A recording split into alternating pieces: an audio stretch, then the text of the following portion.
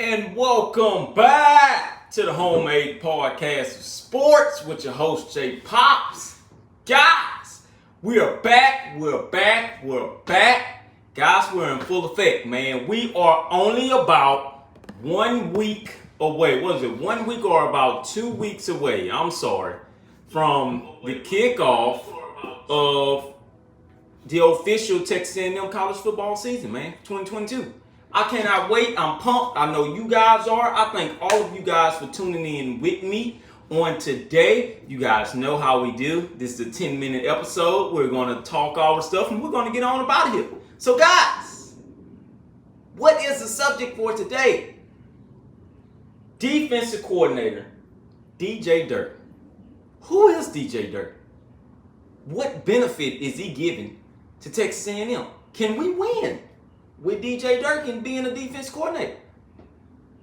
Will that defense be top 25? You know, the question. So I bring this up because I got asked this question last week sometime, and it was an interesting point, and they was like, man, so what do you think about DJ Durkin, and like, why did we go and get DJ Durkin? Why? He was at Ole Miss. Of course, we all know that when he was at Ole Miss, that defense was not good. Even last year, man, I hear a lot of people say, oh, man, that defense improved. That defense was still in like the top, I think, 90 or something like that, man, or maybe like 80s. Now, that is improvement from where they were the year before that, but I'm not going to sit up there and act like that defense was very, very stellar at Ole Miss.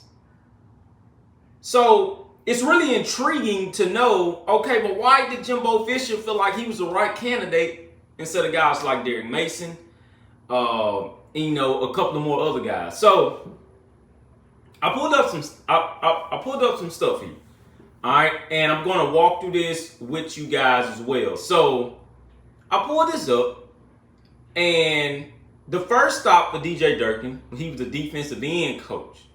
Now this is defensive end. He was at Bowling Green.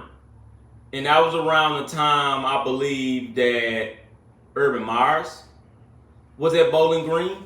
If I'm not mistaken, I'm not going to go back and dig the history of Urban Myers, but I believe at that time, Urban Myers was still at Bowling Green, man.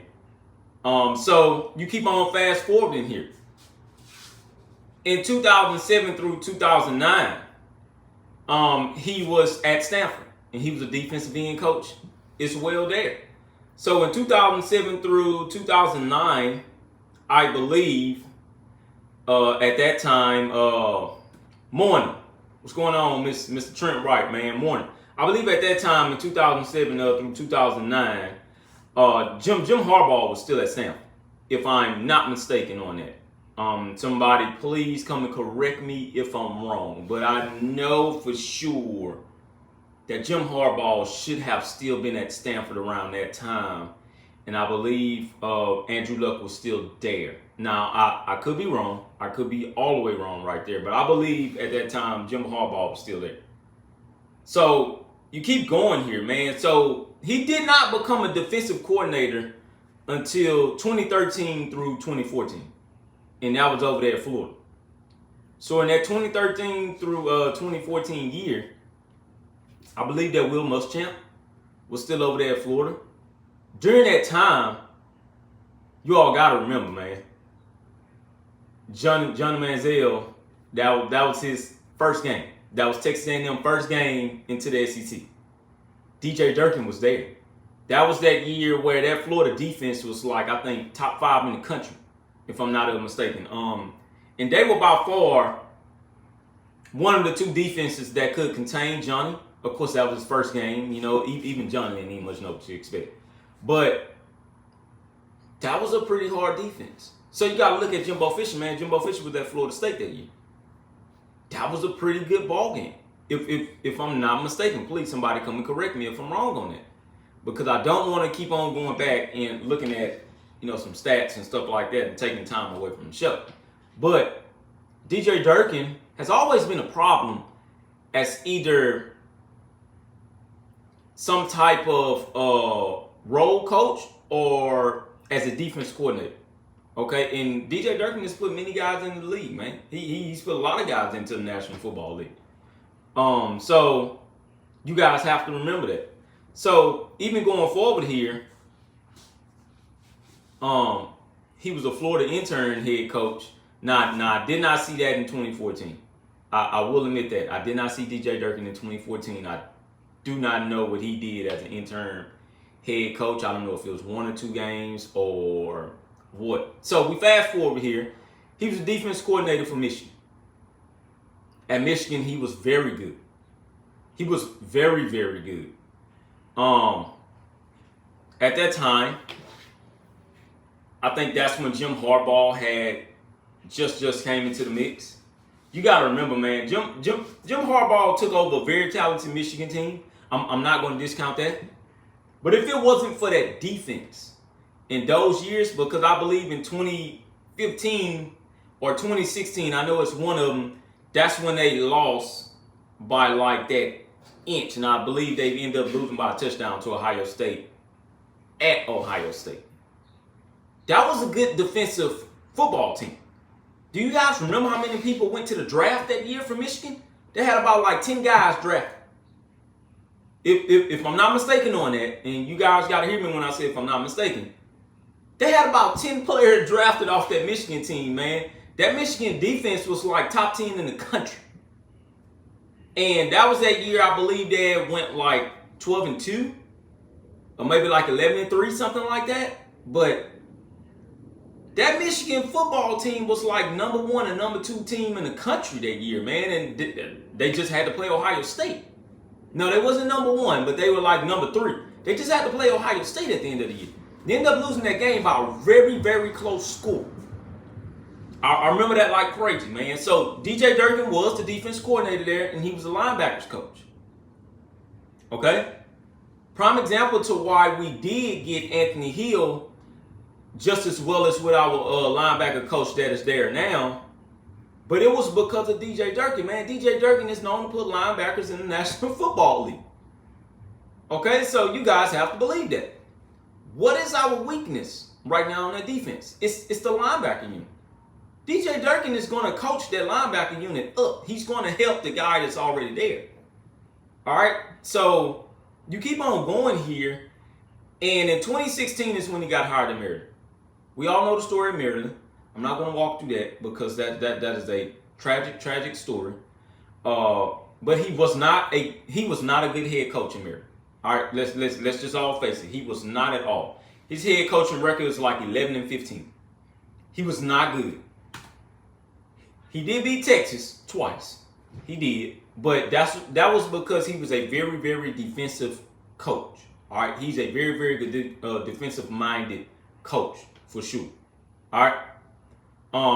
So if you keep on going here. Like I said, that situation happened. So of course he got fired and everything like that.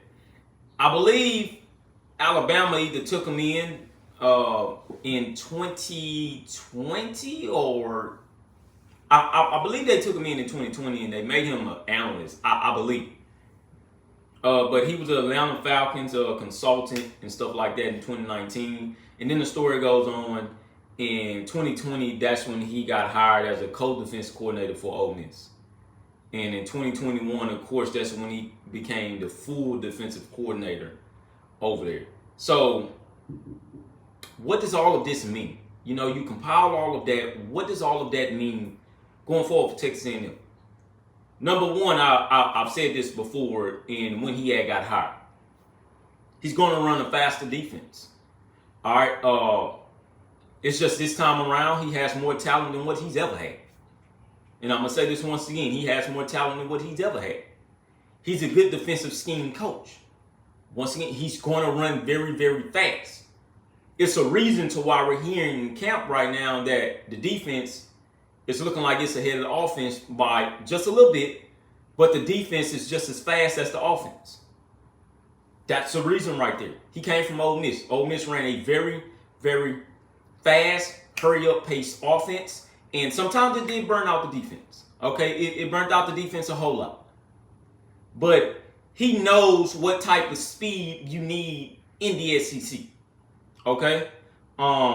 He's going to put guys in certain positions that is going to match the speed of another guy. And as of right now I'm hearing in practice that Evan Stewart is that guy so far as the wide receivers are concerned.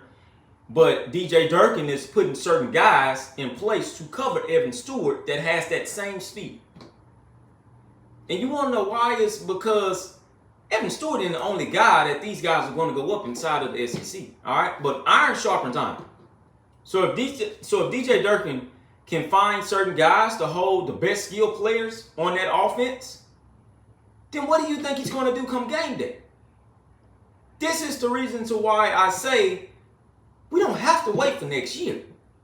Next year doesn't have to be the year. This year could indeed be the year. We have a faster offense. It's a faster defense.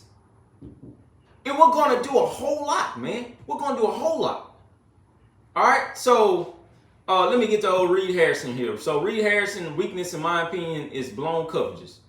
I feel like we always let the deep ball get the best of us.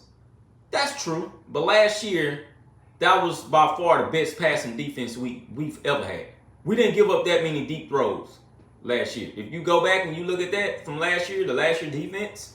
Now, if you're talking about years prior up to last year and stuff like that, like years previously, yeah, always, man, we got shattered in the deep ball. Last year, though, they didn't let too many deep balls get away from them. Arkansas game, I think that was like one of them. We let a lot of things go in the middle of the field. I will say that. We let a lot of things go in the middle of the field. So far as passing all the way back, past the safety, stuff like that, no. We didn't let too many of those balls. I think we may have let like 2 of them go. We didn't let too many of them go like that, though. We had one let go in the LSU game. I'm still pissed off about that. We'll give him. But another one, I'm hearing Brian George is going to be the starting cornerback. I have a lot of hope for Brian George, but I don't know, man. He seems a little too stiff and slow to be covering elite SEC wide receivers. I don't know. Let me know if I'm wrong. I like Brian George. The only reason why Brian George may just be starting, that may be correct there, is because of experience. He has major experience just as well as Miles Jones. Both of those guys have major experience. Jalen Jones as well. All of those guys have experience. I do believe he can cover SEC cornerbacks because he can indeed slow them down. All right, and when I say slow them down, I'm not talking about stay stride for stride with them. I'm talking about slow them down. He knows that he can't keep up with everybody speed-wise, but that's why you got safeties. Antonio Johnson will not let anything go in that backfield. He will not. That would be a no-fly zone back there. Demond Richardson would not do the same as what he would not let anything go back there. I trust in Brian George. I've been one that guy to get shine like that, and this year's the year because this is indeed his last year. All right, this is indeed his last year. After this year, unless he's going to hit transfer portal or something like that, it isn't no coming back. All right, it is not. Yes, but he is a big lengthy cornerback, and he's very, very physical. So you got to understand that about Brian George. He's very, very physical. I'm not going to shape him out to be a first-round corner. I did not say that. 3rd round to 4th, yes. He can indeed be that type of guy, okay? So remember that. And this year, for sure, man, we're going to have at least maybe 3 cornerbacks going to draft. All right, that's going to be the most in what we had in over a decade now. I'm going to say this once again. It's going to be the most we've ever had in over a decade. We have not had good cornerback play ever since A&M has been in the SEC. We had that one good year with Johnny Heisman year. Ever since then, we have not had consistent good cornerback play. We're now seeing that again with Jimbo Fisher at the helms. He's getting that defense together, getting them all shaped up and what they're sought out to be. And we're going to have a lot more cornerbacks going in the draft for at least the next 5 years out. All right, so that's all I have for you guys on today. Please, if you don't mind, hit that subscribe button. I love all of you. I will be back on Tuesday. Love you. #EagleMans.